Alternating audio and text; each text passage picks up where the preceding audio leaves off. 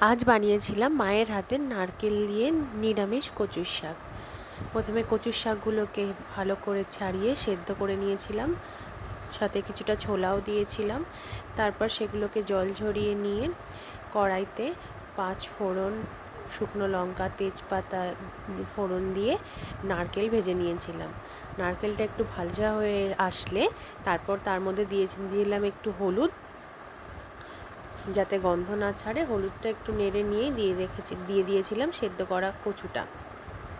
কচু কিন্তু অনেকক্ষণ ধরে নাড়তে হয়, যতক্ষণ না কচু থেকে তেল বেরিয়ে আসছে ততক্ষণ। ওই জন্য আমি ভালো করে নেড়ে কড়াইয়ের মধ্যে ছড়িয়ে দিয়েছিলাম, যাতে তাড়াতাড়ি হয়ে যায় জিনিসটা।